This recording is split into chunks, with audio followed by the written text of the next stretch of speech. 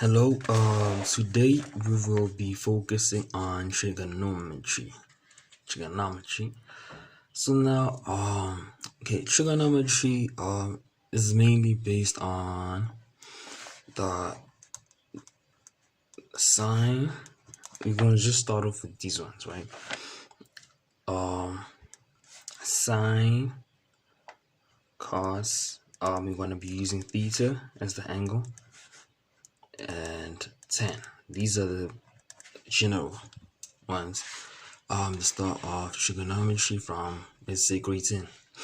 So basically with these right here, sine, cos, and tan actually apply in any triangle and not only on right hand, like right angled triangles, right?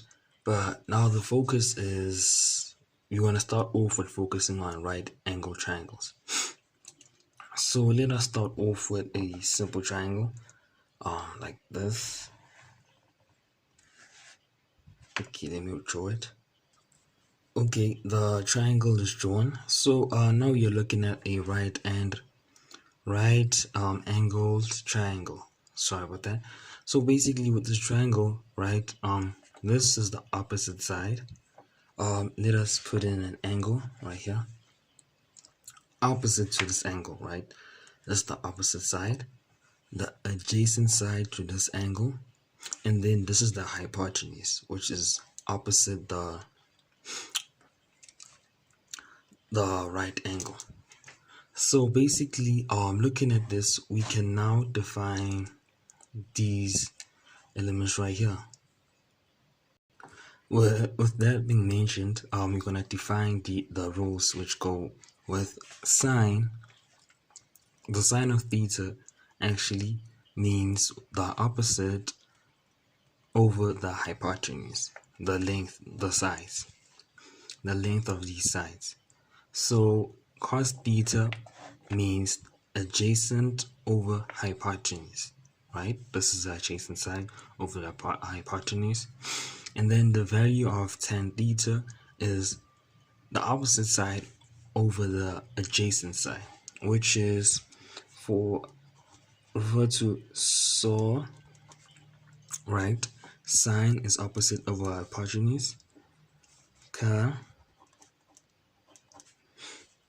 Cos is adjacent over hypotenuse, and then so tan is opposite over adjacent. This is one point how you would remember these rules. So looking at this, let us move on to the special angles. Now referring to special angles. Special angles are angles which include 45 degrees, 60 degrees, and 30 degrees. So I've drawn these triangles which kind of are the ones which help you remember also prove how the special angles came about. But this helps to be easier remembered, the special angles. So basically, let us say, let's start off with sine. Sine, let us say sine, the lowest angle here, 30 degrees, right? Sine 30 will be equal to, this is 30 degrees, right? And sine equals to the opposite side, which is 1, from 30 degrees over the hypotenuse, which is 1 over 2, right? This is the value of sine 30 degrees. Let's take a calculator to calculate it. The sine of 30, right? It's 1 over 2. So that's how it came about, looking at these triangles. As you can tell, these triangles actually add up to 180 as the triangle. Any triangles, 30 plus 60 is 90, 90 again is 180, sorry. 45 is 90, plus 90 is 180. Now let's focus on sine for now. Sine 45 degrees equal, looking at 45, you can take this 45 here or this 45 here. It just focuses on the sine of 45 degrees. So let us choose this one. It is opposite, the opposite side of the 45 degrees is 1, right? 1 over 2. So now looking at the denominator, we would have to just I don't remember the term for it. Just balance. I'd say just let us just balance the top and the bottom. So basically, as you can remember, this is 1. So the answer here is also 1 over 2 times 1, right? So this is the square root of 2 over the square root of 2, just to rationalize this way more properly. So it is 2 over square root of 2 times square root of 2, which is 2. Let us look at the calculator. The sine of 45 degrees. Sine 45 is equals to the square root of 2 over 2, right? That is sine 45 degrees. Let us look at sine 60 degrees.